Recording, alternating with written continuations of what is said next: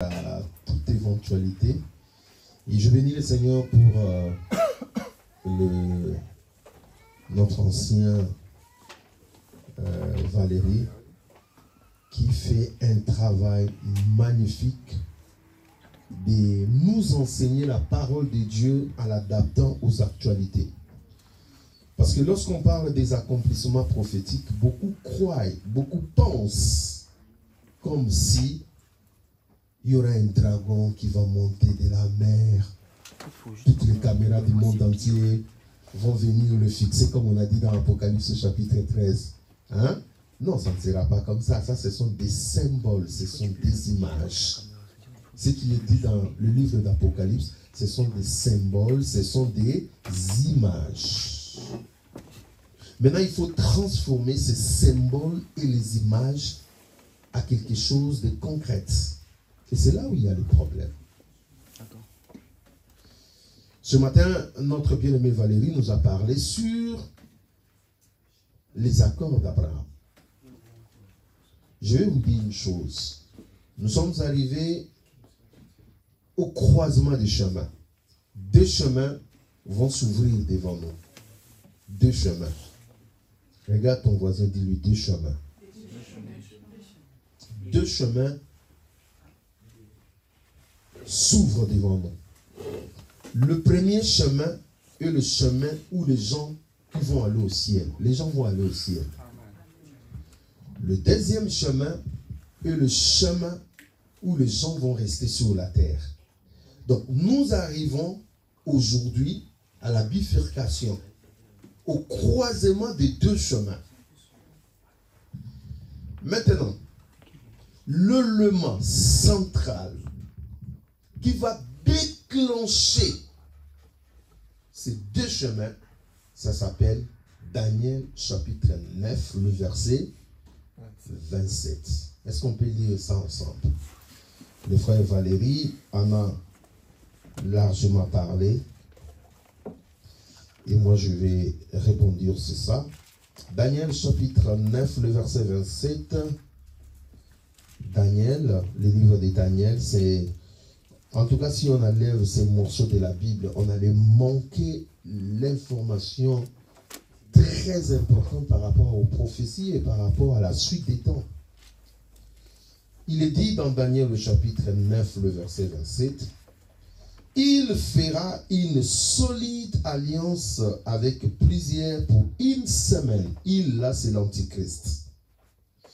Et durant la moitié de la semaine, quand on parle d'une semaine prophétique, c'est 7 ans. Parce qu'une année, un jour prophétiquement égale une année. Donc, une semaine prophétiquement égale 7 années. Est-ce qu'on est d'accord? Oui. Je réponds.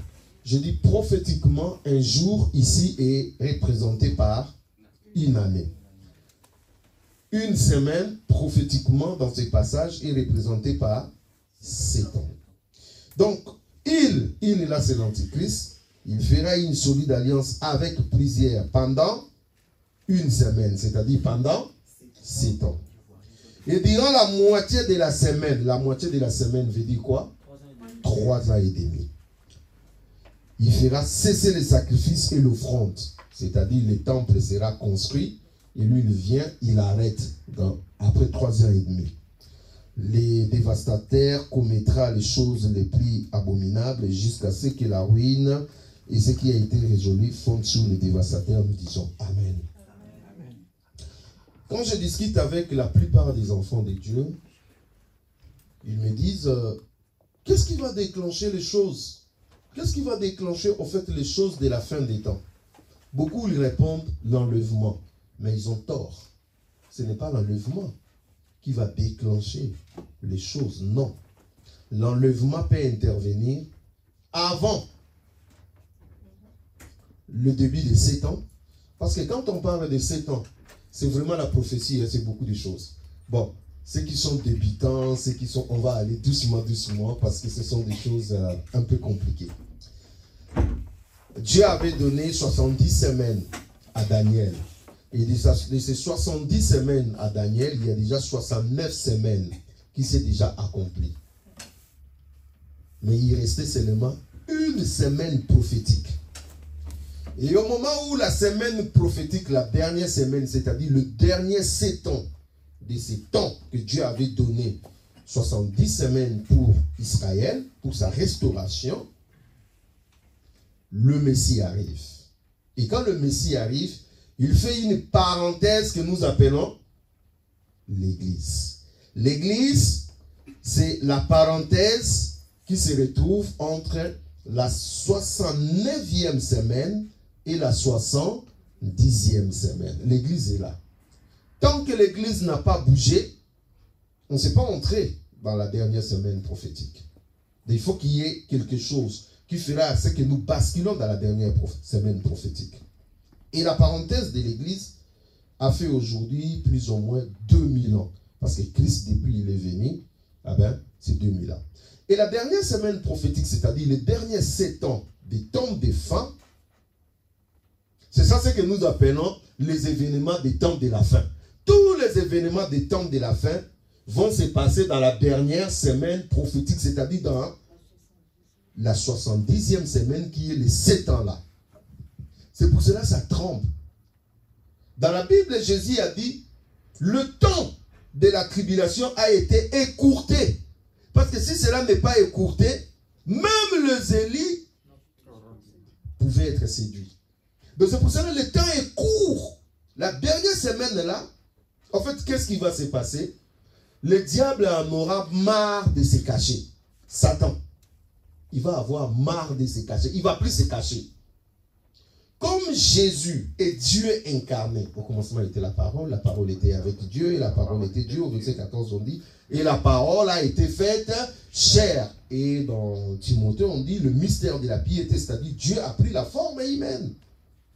Comme Dieu avait pris la forme humaine pour venir sauver, Satan aussi fera quoi? Non, lui il ne prendra pas la forme parce qu'il n'en a pas la capacité. Mais il va posséder une personne. Voilà pourquoi lorsqu'on parle de l'antichrist, la Bible dit, les dragons, c'est-à-dire Satan, va lui donner son trône, son autorité et son pouvoir. Ah, il lui donne son trône, son autorité, son pouvoir, il donne à l'antichrist. Et Satan, il a quoi après? Il n'a plus rien. Cela veut dire Satan va faire quoi? Va posséder l'antichrist. C'est pour cela, il va entrer dans le temple, il va demander qu'il soit adoré. Qui a toujours réclamé d'être adoré? C'est Satan. Il a dit à Jésus, si tu t'inclines devant moi, je te donne ça. Si tu m'adores, je te donne ça. C'est lui. C'est lui qui voulait monter au ciel, être adoré, être semblable au Très-Haut. C'est lui. Et c'est lui qui va entrer dans le temple et il dira, Israël, c'est moi, votre Dieu, adorez-moi. Est-ce que quelqu'un comprend? Bon, je vais aller doucement parce que c'est beaucoup de choses qui sont entremêlées.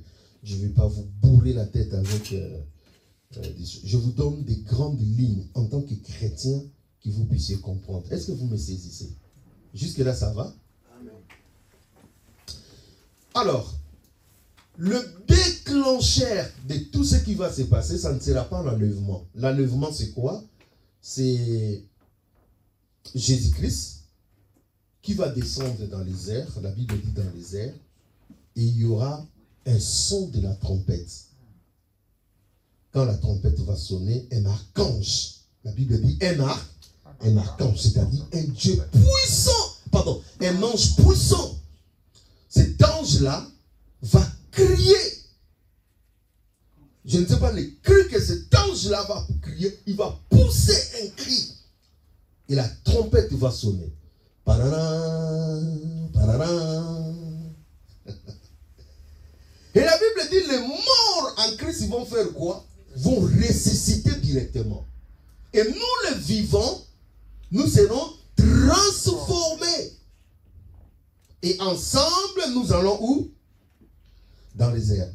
Dans 1 Thessaloniciens au chapitre 4, 13 à 18, et dans 1 Corinthiens 15, 51, 58, on nous parle de ça, l'enlèvement. Ça, c'est la route de ceux qui vont emprunter le chemin du ciel. Est-ce que vous comprenez? Donc, ceux qui attendent le ciel, les choses vont commencer par quoi? Par l'enlèvement. Mais le problème, c'est que nous ne connaissons pas exactement quand est-ce que l'enlèvement s'est passé là. Je m'arrête d'abord là pour ceux qui vont aller au ciel. Est-ce que vous comprenez votre arrêt? Je parle de votre station de départ. Ok? Ceux qui vont aller au ciel, nous sommes là tous, les païens, les chrétiens, tout le monde donné là. On est en train d'avancer vers les événements des temps de la fin. Maintenant, nos chemins vont se séparer. Ça va se séparer où? Quand l'enlèvement va se passer, ceux qui vont emprunter le chemin du ciel, à partir de ce moment-là, ils vont prendre le chemin du ciel et je vais vous dire ce qui va se passer par après pour eux. Et le reste, l'autre groupe, c'est-à-dire les païens, ceux qui vont rater, les faux chrétiens, les hypocrites, les gens qui freinaient d'être chrétiens mais qui n'étaient pas. Et leur chemin va commencer par Daniel chapitre 9, le verset. C'est pour cela que c'est un verset tellement important pour nous parce que nous les scriptons.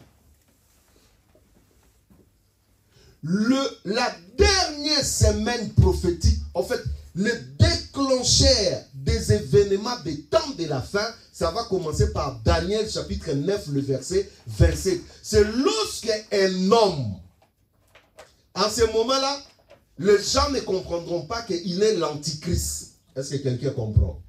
Les gens ne comprendront pas qu'il est l'antichrist. C'est un homme charismatique, c'est un homme beau, qui parle bien, qui a des belles images, qui séduit les gens.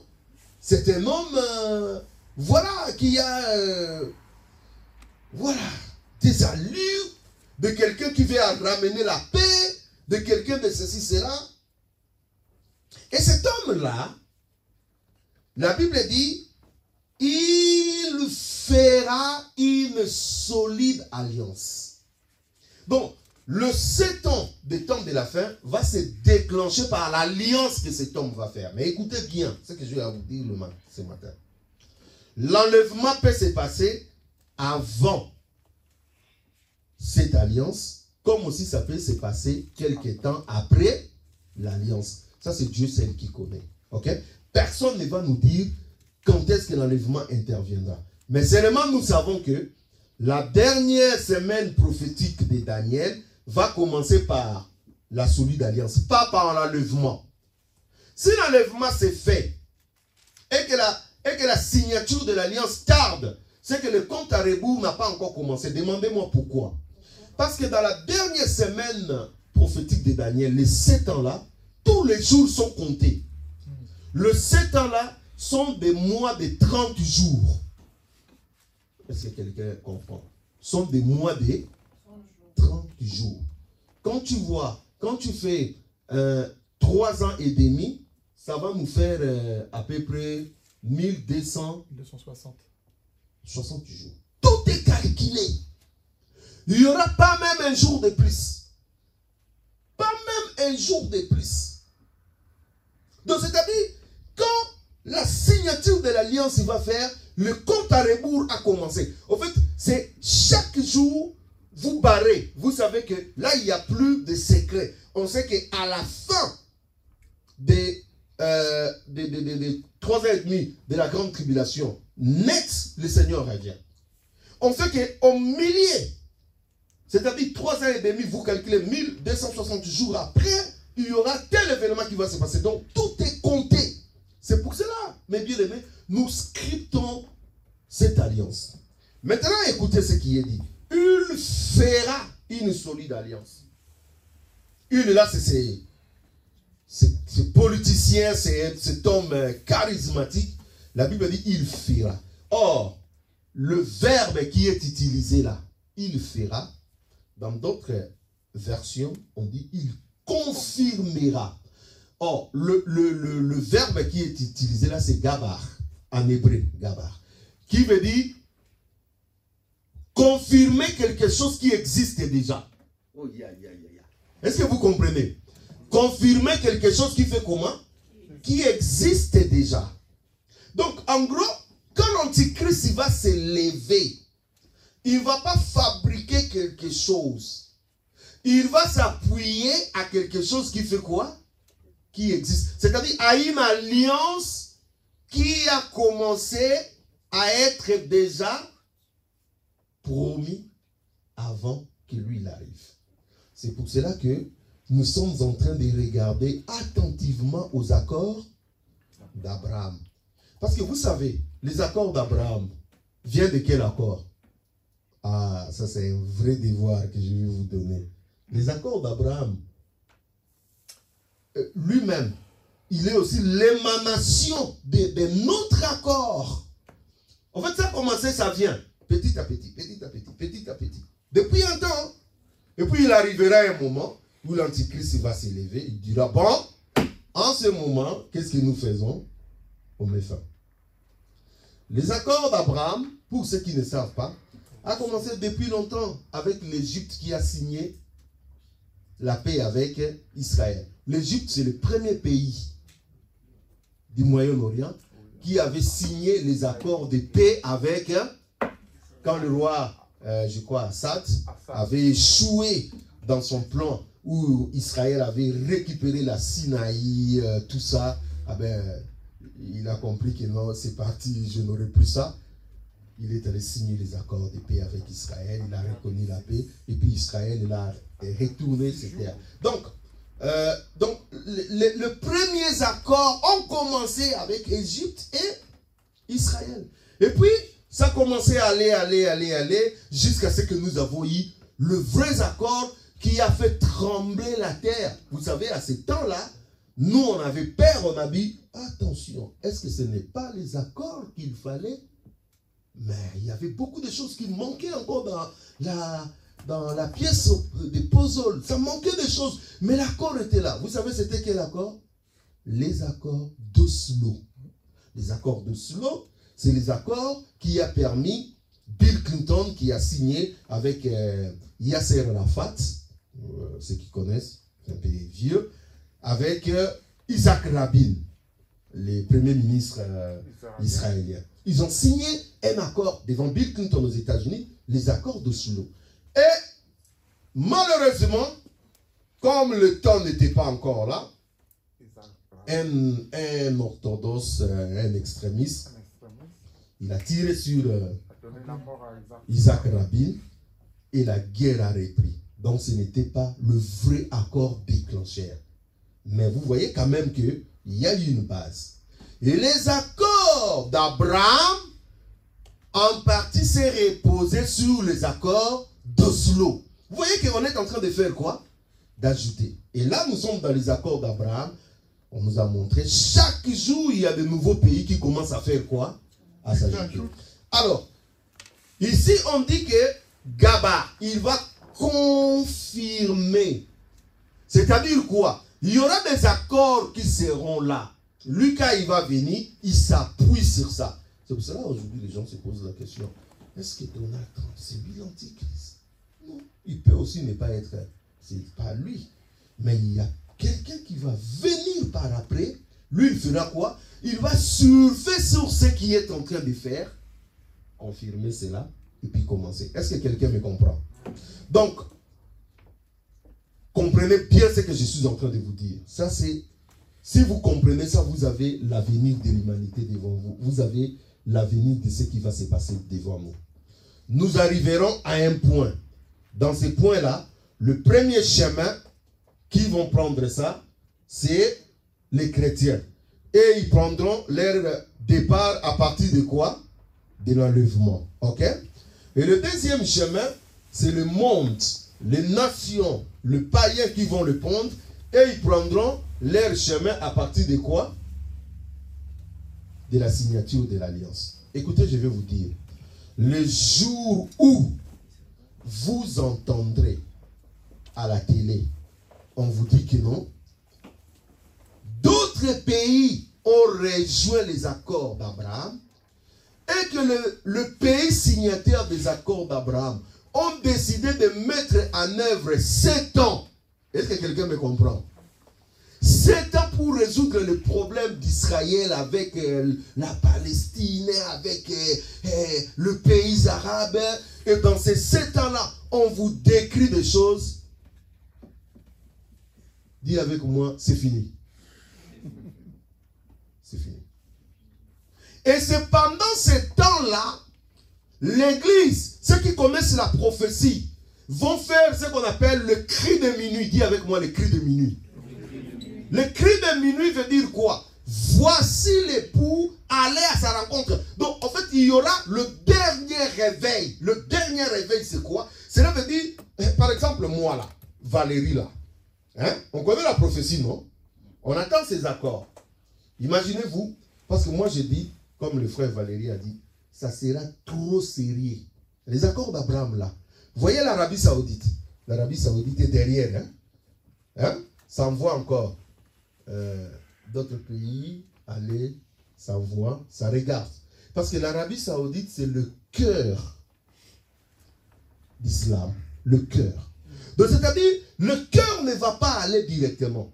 Le cœur va laisser d'abord le bras, le pied. Il jauge. Ça attend des réactions. Vous comprenez? Les musulmans vont s'habituer avec ces accords. Quand les autres pays vont rejoindre, et ensuite l'Arabie Saoudite, le poids lourd, il fera quoi? Il va bouger.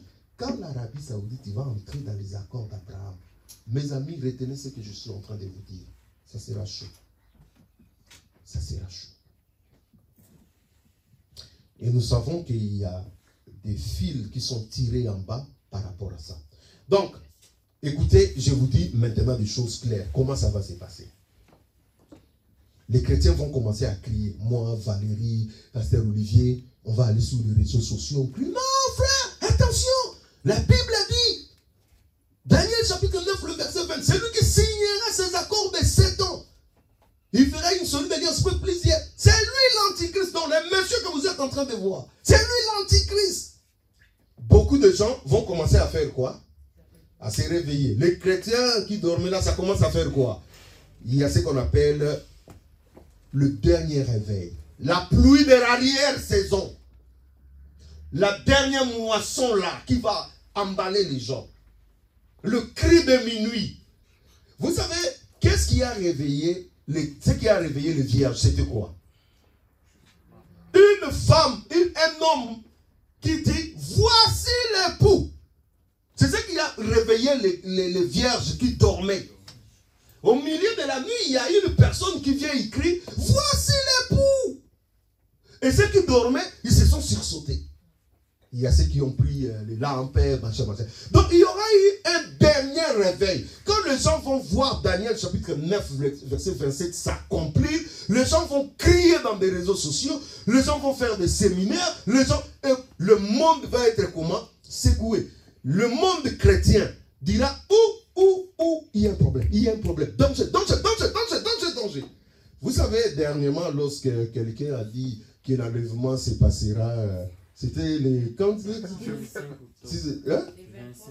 le 23 ou le 22 septembre. Vous avez vu comment ça bougeait, ça bougeait partout. Hein?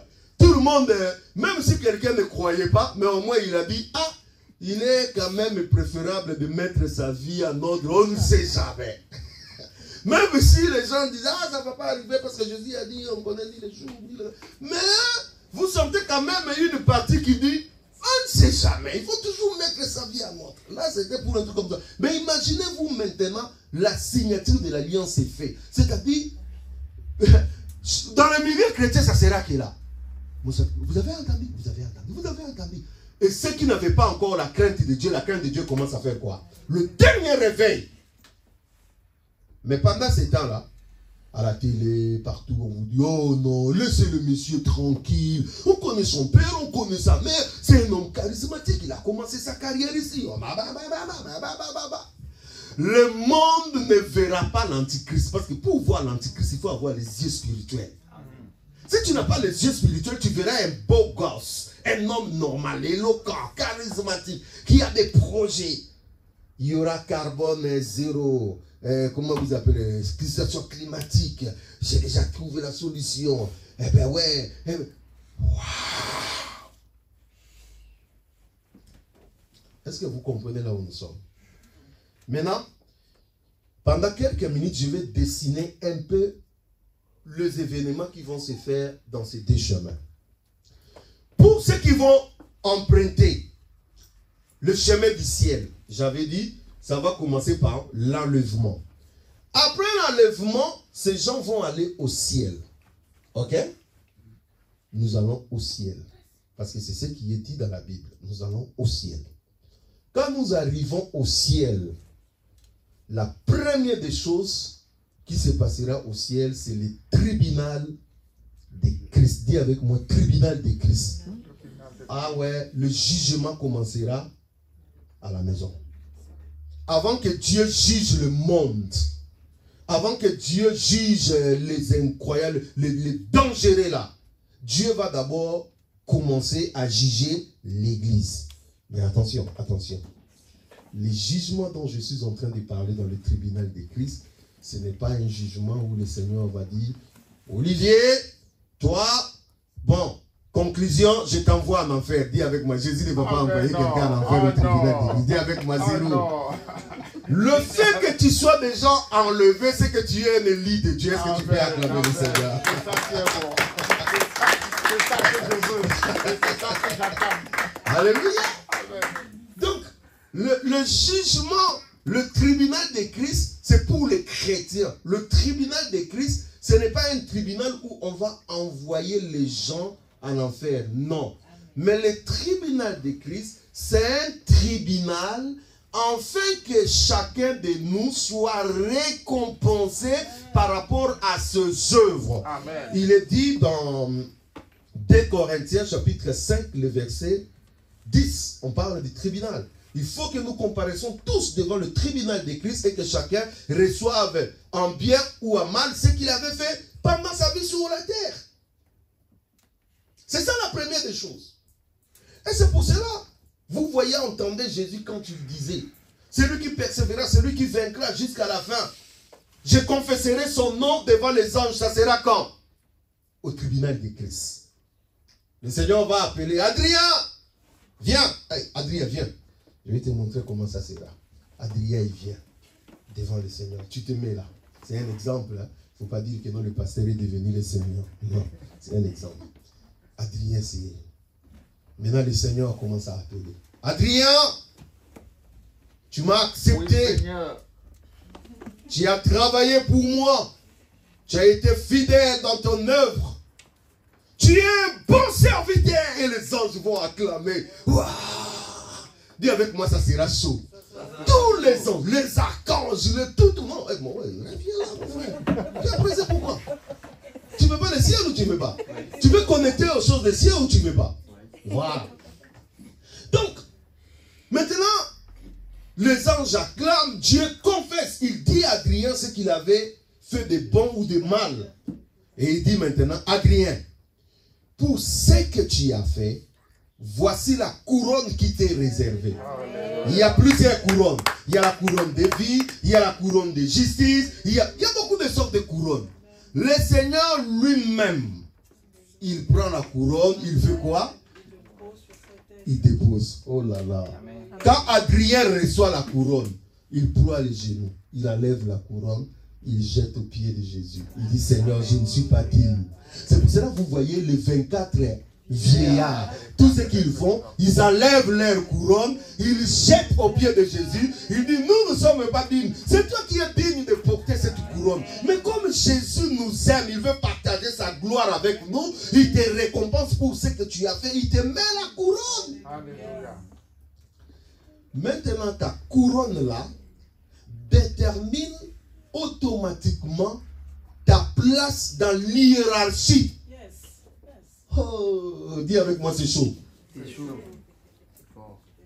Est-ce que quelqu'un est en train de comprendre? Amen. Donc, c'est par rapport à ta couronne là, mes amis. Tu as accepté Jésus, tu entreras au ciel. Mais au ciel, regarde ton voisin, dit on ne serait pas pareil. Il y aura des grands, il y aura des petits. Les grands et les petits, ce ne sera pas par rapport à la taille. Ça ne sera pas par rapport à ta peau, à ta nationalité. Non. Le grand ou le petit sera par rapport aux œuvres que tu as accomplies ici sur la terre, par rapport à la fidélité dont tu as fait montrer. C'est lui qui a beaucoup combattu, beaucoup travaillé au ciel, il est comment? Grand. Et plus tu es grand, plus tu vas porter des responsabilités. Vous savez, dans la Bible, on dit, Jésus a dit, je te ferai un poteau. Est-ce que vous... Le rôle du poteau, vous voyez ces bâtiments ici, nous sommes.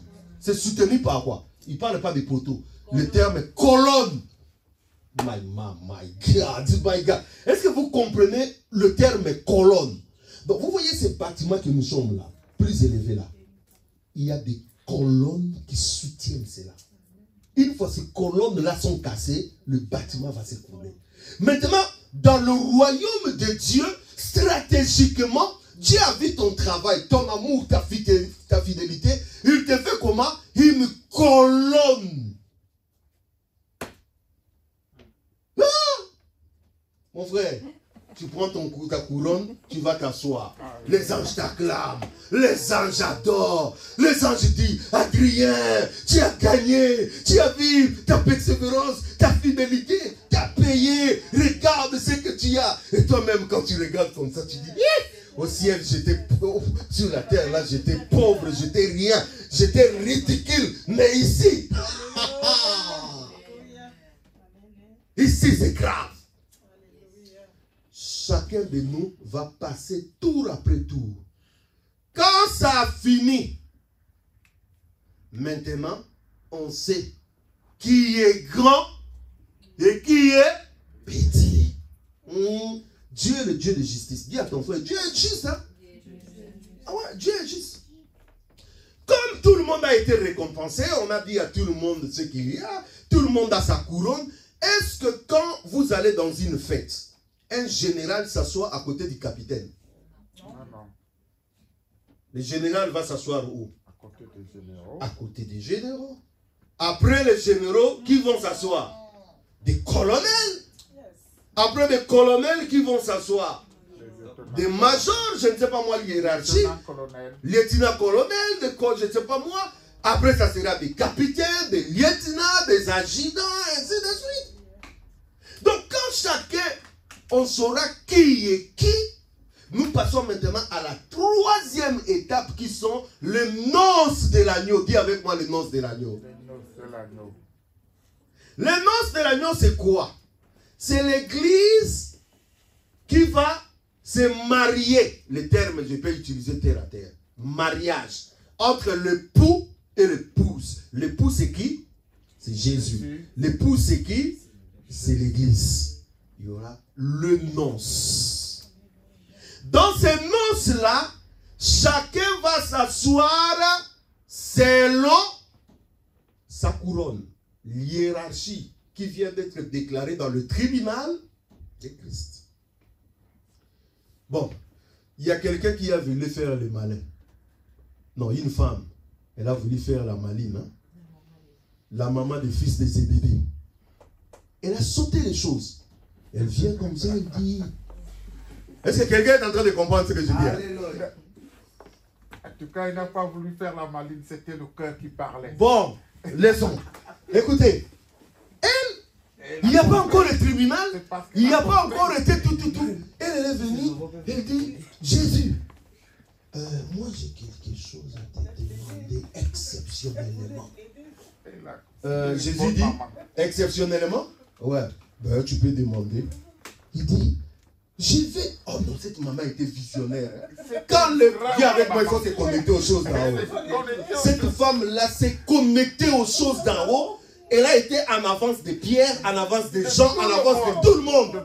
Donc pendant que les gens ne savent pas qui est Jésus, qui est machin, elle commence déjà à négocier le place au ciel. Elle vient, elle dit, Jésus, moi j'ai une demande à te faire. Jésus dit, dis-moi la demande. Il dit, permets, quand tu seras dans ton trône, dans ton royaume, que mes deux enfants, l'un soit ici à ta gauche, l'autre à ta droite. C'est-à-dire que ce soit le plus proche de toi. Le plus proche. Jésus a regardé, il a dit, écoutez ce que Jésus a répondu. Hein. Il dit, ce que tu demandes là est très difficile. Maintenant, il continue. Regarde. Est-ce qu'ils boiront la coupe? Dis avec moi la coupe. La coupe veut dire quoi?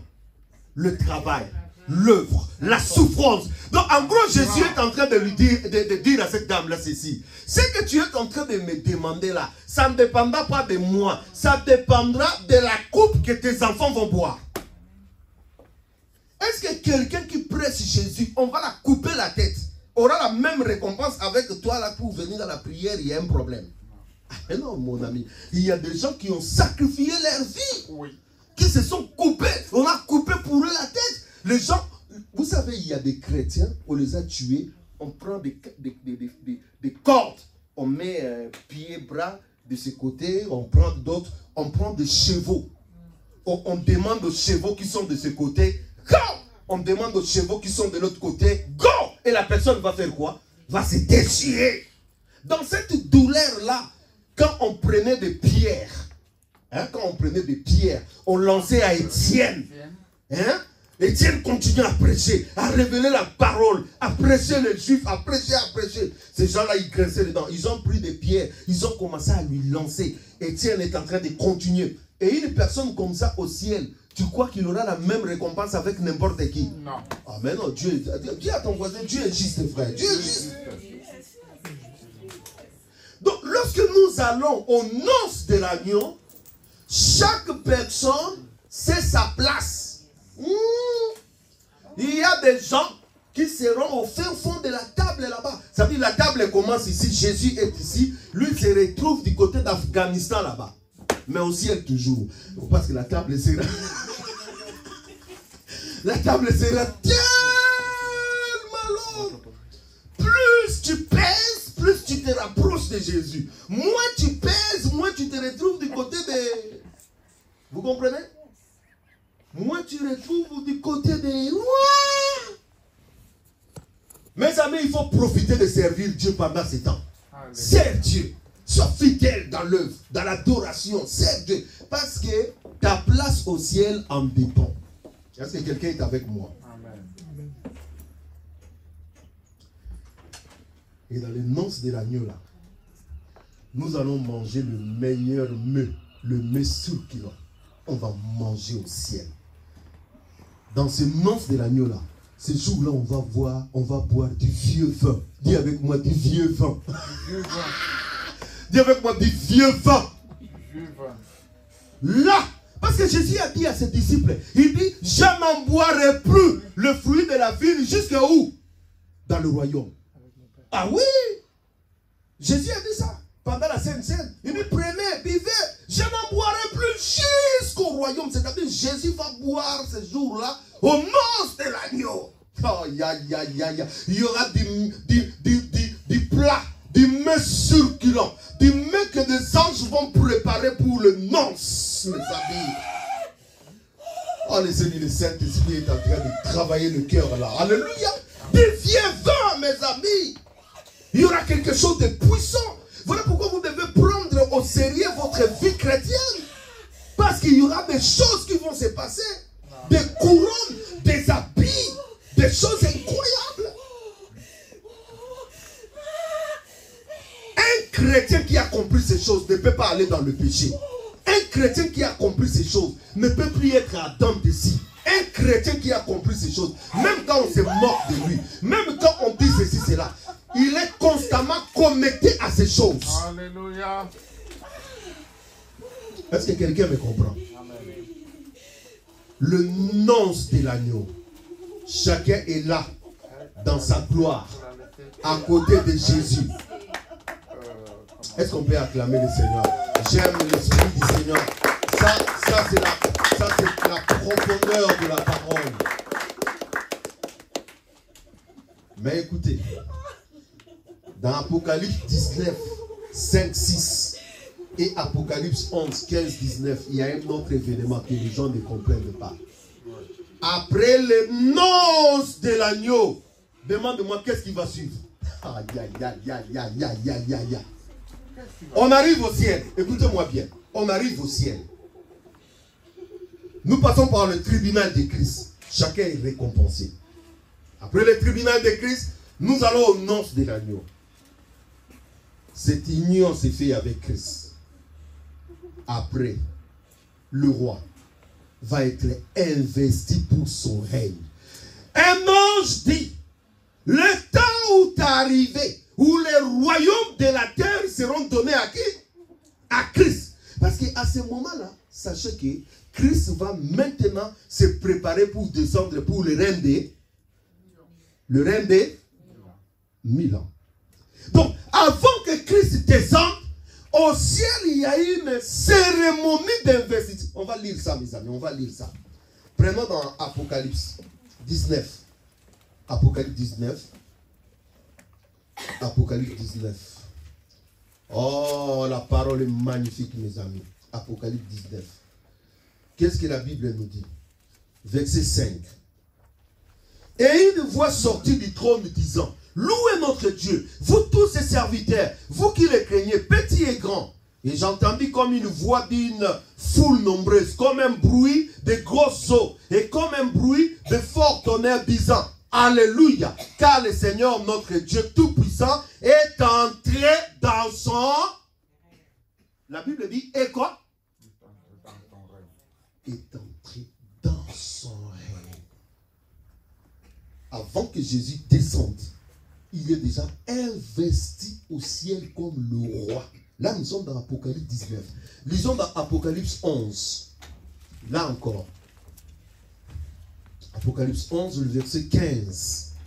La Bible dit, le 7e ange sonna de la trompette, il y eut dans le ciel de fortes voix qui disaient, le royaume du monde est remis à notre Seigneur et à son Christ, et il régnera au siècle des siècles. Nous disons Amen. L'investiture. Christ est investi. Il prend le pouvoir maintenant. Donc ça dit terminé. Vos règnes là. Et le machin là ici. Tout est terminé.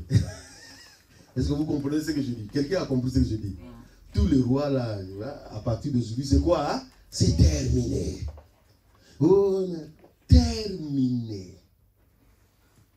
L'investiture. Ce n'est qu'après l'investiture que maintenant on a Apocalypse au chapitre 19, verset 11 à 16. Puis je vis le ciel s'ouvrir et voici Paris, un cheval blanc. Celui qui le montait s'appelle fidèle et véritable.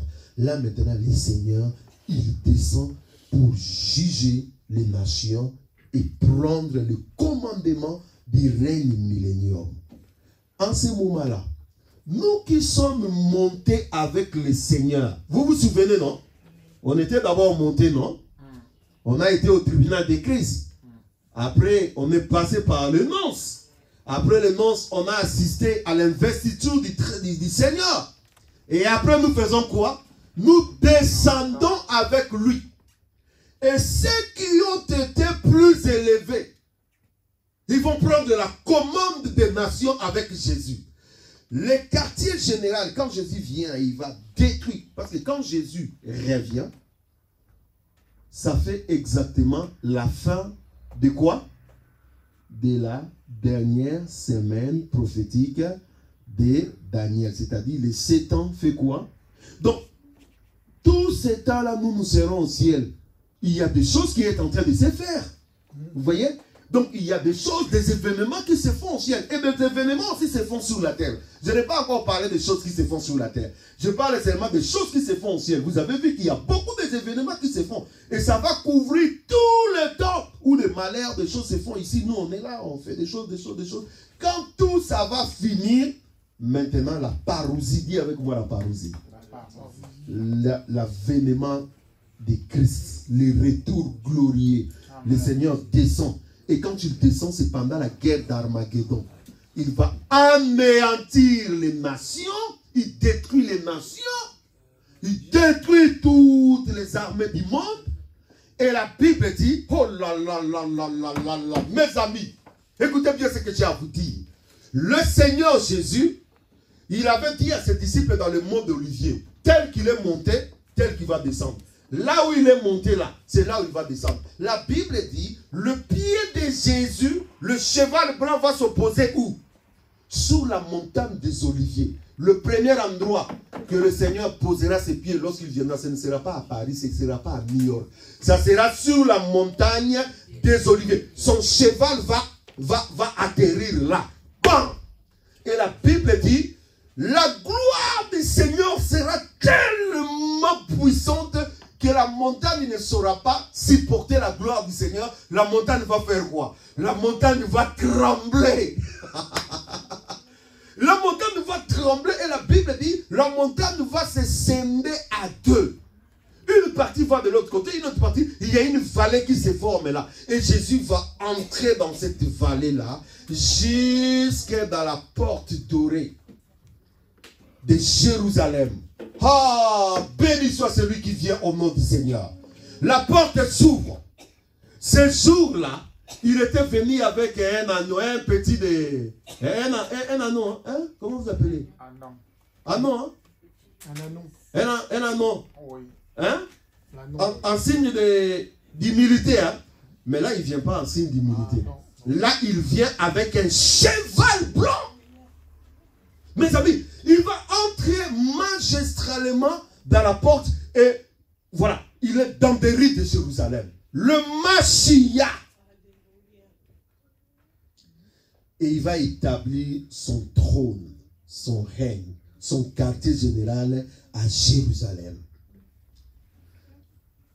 Et à ce moment-là, il dit, bon, puisque nous gouvernons le monde, je ne vais pas le gouverner seul.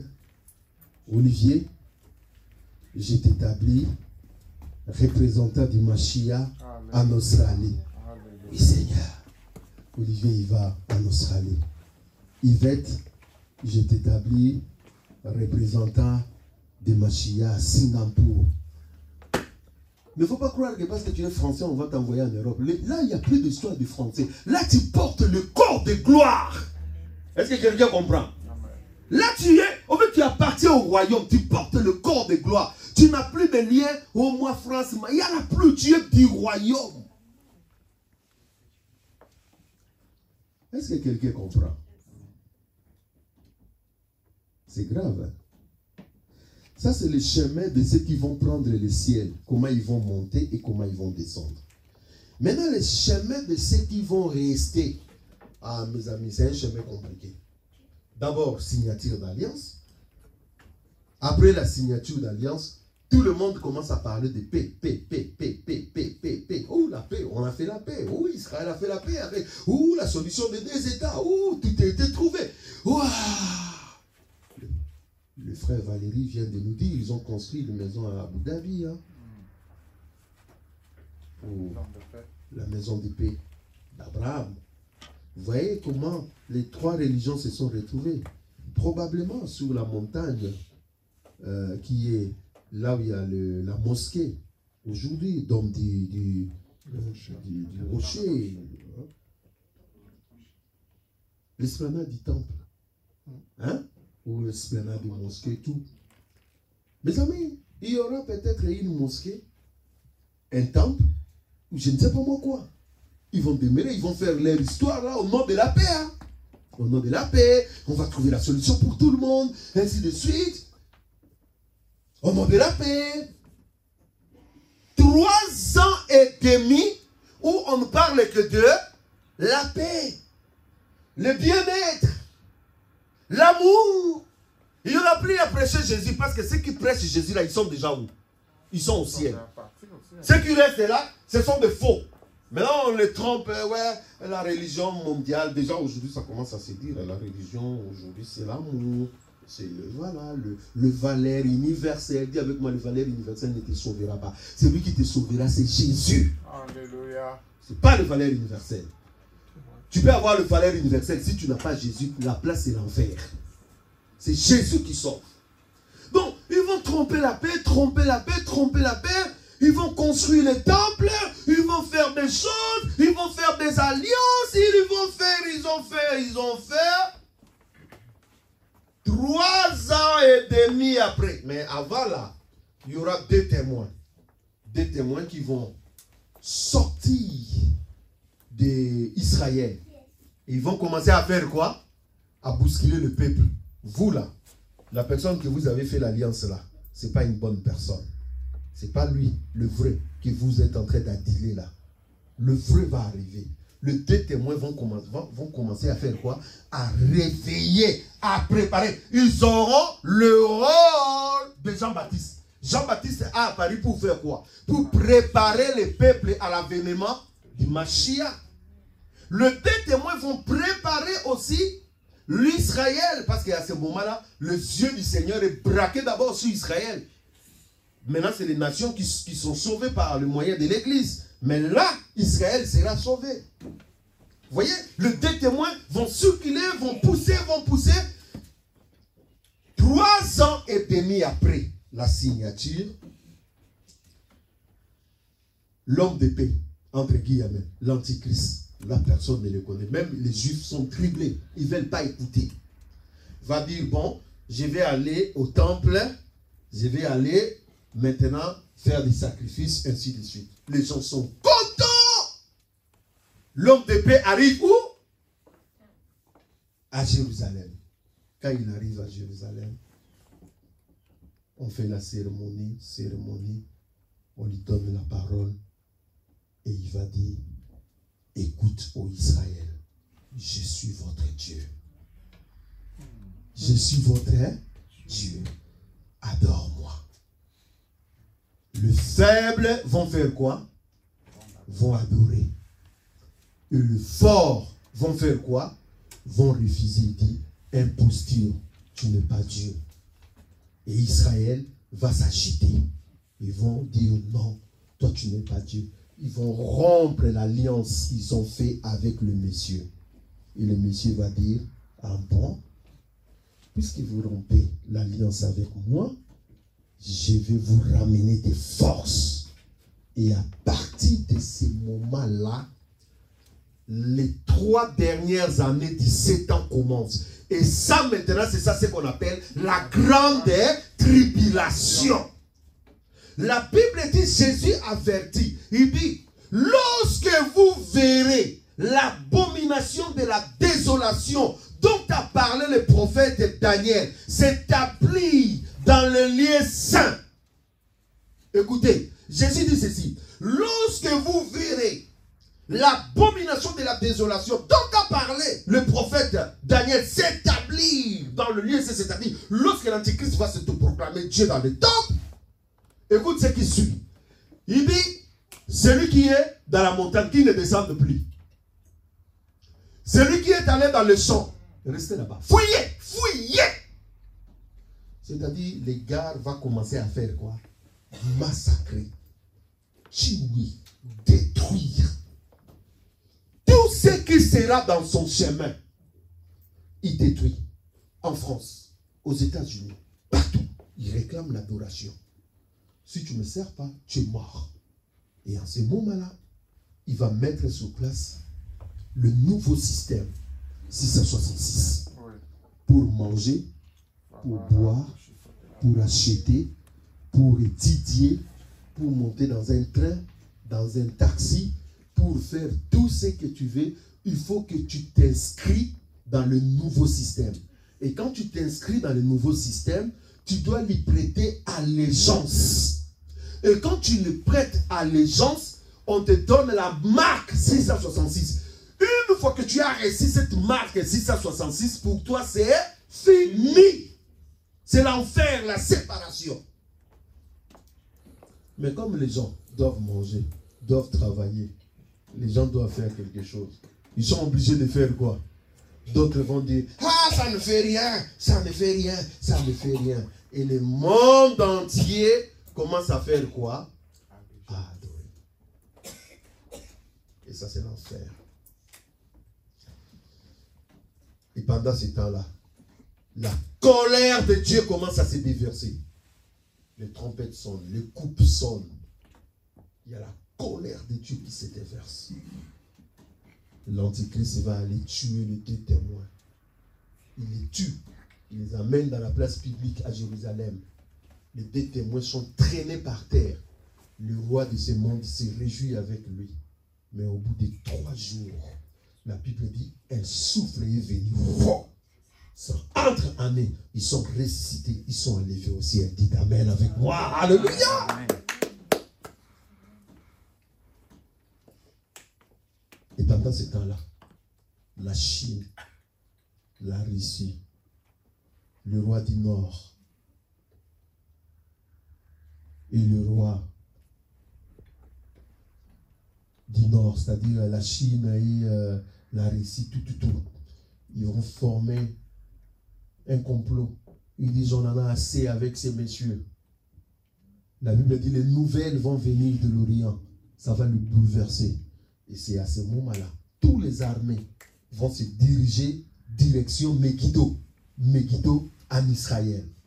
Et pour que la Chine, la Russie, toutes ces armées-là, l'armée rouge là, les armées de rouge là, puissent arriver à Jérusalem, ils sont obligés de passer par la Turquie. Or, là, il y a quoi? Un fleuve. Le fleuve Euphrate. Et la Bible dit, en ces jours-là, le fleuve Euphrate va faire quoi? Va tarir.